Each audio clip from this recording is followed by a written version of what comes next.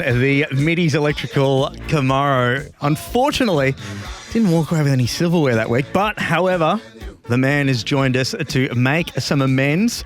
And if you want to take advantage of some of the fantastic specials at Middies, NHP and Middies, they're two Aussie leaders in electrical, and we've got an absolute leader when it comes to top blokes on the driver's seat. Welcome back to the driver's seat, the one and only Bryce Fullwood. How are you guys? Mate, I'm sorry to bring up last year. I thought I'd get it out the way first. I'd get it out because eventually it is going to come up, Bryce. I think it's going to be the first of many this weekend, but that's okay. But, Bryce, it's going to be a different weekend for you guys this weekend because you've lost your pit lane. They've thrown you out in the middle of the lake somewhere. Sprint races, no fuel drops. This is going to be a different gig than last year, isn't it? Yeah, look, it's going to be a very different weekend. It really reminds me of Super 2, to be honest with you. It's sort of like winding back the clock a little bit. But, yeah, I mean, it's going to be a very different weekend for us. As you say, no pit stops. We don't have access to pit lane anymore. We have one compound all weekend. It's going to be a very different weekend, that's for sure. Is it something because I know, certainly within my life, you do the same thing over and over again and all of that kind of stuff. And sometimes it can just get a little bit mundane. Is when you have an event like this where it really is changed and everything that how you operate is completely changed, does that give you a sense of sort of excitement? And does it level the playing field a little bit as well? I think so. I mean, obviously, it's no secret being further up pit lane is certainly an advantage, when it comes to pit stop stuff. And we definitely got caught up in that last year where we were buried back down in the pack and obviously racing up the front. That was really difficult. But I think it's exciting this year being that it's going to be so different from what we've had. We all don't really know what's going to happen. The cars have a different aero package this year, obviously. So it's going to be a really different race meeting. And to be honest with you, like you said before, Stevie, I'm actually looking forward to quite the shake-up because you never know how it's going to unfold. Mate, I think that speaking to Benny Croak, actually, from DJR, I was in there the other day, I was actually dropping off our truck. Oh, right, our your Team Johnson truck. Your little Team Johnson truck. Well, while the DJR truck's gone, I've just parked it there for the moment. But Benny was there playing with his boat before he left yesterday, I think. And I said to him, mate, what's the go with, obviously, you can't, and to put it into perspective for everybody, the supercar teams can't even get access to the tents and the pit lane, I guess timing screens in the pits because they're literally closed off. They're locked off, like GP2, GP3. It's locked off. So the supercars got to go into the pits with their own screens and their own wheels and their own. They've had to make all specialist trolleys to be able to get their tyres and stuff around to the pits. They've had to buy new screens like tablets so that they could do some stuff. And the engineers are going to be working remotely via either radio or phone hookup, back in the transporter, as in not the car engineers, but the other engineers and so forth. They're going to be working from the truck still, which is outside of that compound. Big difference. Yeah. So, is that the same that BJR have had to do, Bryce? Have they had to really adapt because literally you guys haven't got any facility to put anything in the pits apart from what you can carry and push over between each session? Yeah, you're 100% right. It's like I said before, it reminds me so much of Super 2 in that pretty much you push everything that you need and basically very much so the bare minimum of what you need, i.e. Another spare set of tyres and a rattle gun in case you have a puncture type thing. And that's basically it. The engineers are going to stand there holding their laptops. They have no bench to even put their laptop on. And they're going to be on the radio and they're pretty much going to be watching live timing. They don't really have much else. Our telemetry base station is set up in the pits, but they don't have access to it being in pit lane. Actually, one rattle gun too. One rattle gun per car. Yep, one medal One game per run, car. that's exactly right. So, I mean, how do you feel about it, Bryce? Because as we just said in the opening of the show, Steve's a bit of an optimist. He's always tries to be up and about and got a bit of vibe about him. I'm the realist. If I'm supercars right now, my crowd can't get into the pits because you're in the middle of nowhere essentially. And some of the other challenges is if the race turns wet, we actually can't pit to change to wet. They're basically going to have to red flag the race, and everyone's going to have to red flag the race, call a 5-minute time window, if you like, for everyone to change onto wet tyres, and then resume the race like they would if it were a red flag incident. So there's certainly the more you keep digging, the more moving parts there are that add challenges. Which, you know, unfortunately this weekend, as we all know, TV time is so precious.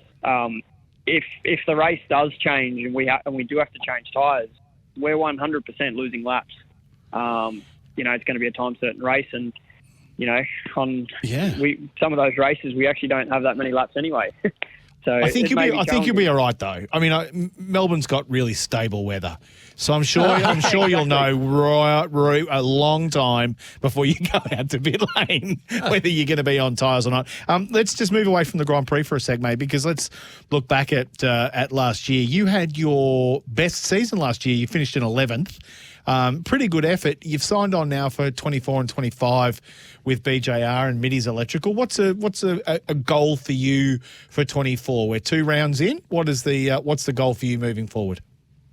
Yeah, I think for me, you know, we had a really good year last year, and you know, we'd come off the back of a really, really tough year, and so I felt like it was really important to keep the goals realistic.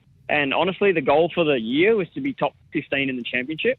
And whilst we were going really well through the year, I was definitely moving the goals to be top 10.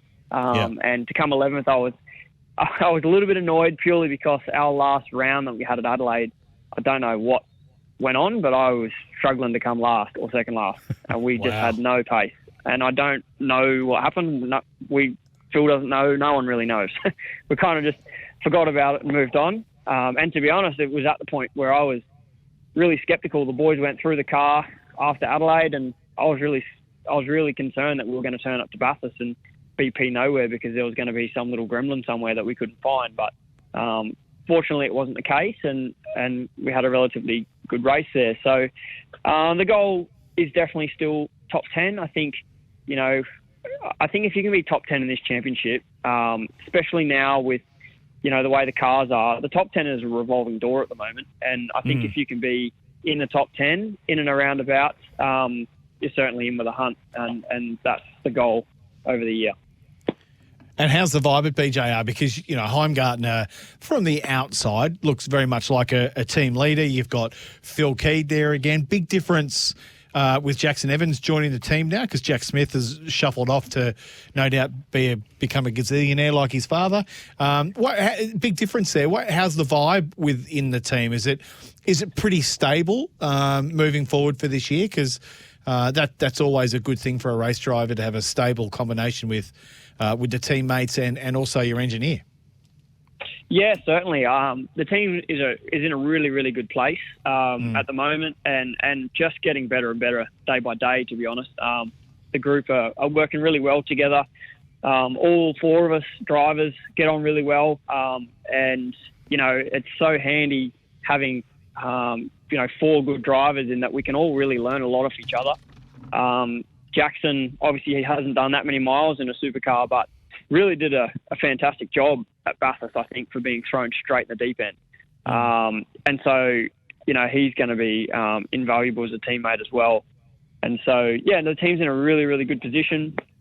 Andre had a bit of a tough weekend at Bathurst. We're all trying some different bits and pieces to try and better ourselves, and I think the avenue that they went down wasn't quite working. But fortunately, with having 4 cars, we can assess that properly and choose a better direction for this weekend, we hope. Hey, actually, what isn't the same and what isn't consistent is the enduro lineup. That's a little bit different. That's changed. That's different. Yep. I mean, this year you've got Jalen Robotham. No, Nimsy, it's not Robotham. It's Robotham. All right, as your co-driver. He's actually relocated to Thailand. Believe it or not. To get cheap massages. A young race driver in Thailand. Yeah, cheap. What could go wrong? Cheap massages. Yeah, exactly right. No, he's actually raced a couple of categories over there this year. Bit of variety in the categories too. In like a Mustang and Mark car. Mark car, is it? Yeah, okay. And like a Ford Ranger in like their version of Super Utes, I guess. Yeah, okay. Yeah, which also Ryle Harris is going over to have a crack at too. Oh, cool. So, I mean, has he had a run yet with you guys? Yeah, we had him in the test. We had him in the car at the first test. To be honest with you, he's going to do 3 times the racing that I'm going to do this year. Yeah. He's going to be well race fit. Coming from Thailand, he's going to be used to the heat, which is awesome. But to be honest, he did a really good job. We were really, really happy with him after the first test. Phil was pretty keen on him to just go out and turn some laps and don't do anything too crazy. And, realistically, he was losing a little bit under some of the big stops at Winton. But other than that, in all the hard stuff and the technical stuff, he was bang on the money. So, really confident he's going to do a good job. And I think he did a pretty good job last year as well. So, a few things have changed there, but looking forward to Bathurst and the enduro season. So he's going to be race fit with all the races that he's been or going to do this year. Yeah, and he's going to be very limber as well. Yeah, from all the cheap massages. Those driver changes are going to be pretty good. But Bryce, one thing before we let you go, mate, because I know you've got other commitments after this. But mate, as we mentioned, you're long term at BGR for a little bit while longer, and it's good to see too that Middies is backing you as well. But I mean, they've been there with you from the karting days, and we've often talked about this before because you've got sponsors like. Oh, I don't know. Hello. What's happened there? What's going on there, mate? Duck, quick, run away. I'm running. Can you hear me puffing? But as I said, which part of Melbourne are you in at the moment, mate? You've got, we can't do our sport without our great sponsors, and we wouldn't have the driver's seat if it wasn't for Kubota. I mean, DJR and Shell have just had such a long partnership. Matty, you're racing basically. If it wasn't for half of those, or in fact all of those stickers on your car, sure, we wouldn't be out here doing what we do love. So to see the support of Middies and them backing you for this long, especially since day dot, must be reassuring for you. I'll say. Yeah, most certainly. I'm extremely lucky to have had the support of Middies and the Middendorf family. And, to be honest, I don't think any of us realised it was going to be what it's turned into. We've grown a lot together, and, I owe my whole racing career, honestly, to Middies. It's been well over 10 years now. It was right the way back through go-kart. And, they were the people that believed in me when no one did. So, very, very fortunate to have their support. And, couldn't be more proud to be their ambassador. Well, mate, and you're doing them absolutely proud. Let's hope that come race day that we'll be seeing a couple more trophies added to the cabinet, because you delivered one. You delivered one pretty quickly in 2020, and I can tell you right now, hopefully there's one just around the corner. But Bryce, thanks so much for taking a bit of time to join us here on the driver's seat, and hopefully we'll chat to you soon and go well this weekend. Thank you. I'll talk to you after the weekend when I got some trophies under my belt. That's what we like to see. Love the confidence. And if you need to get out of jail, if those sirens are for you, mate, just ring Craig Hutchison at SEN. We'll sort you out. Text us 0433 98 11 16. Good on you, Bryce.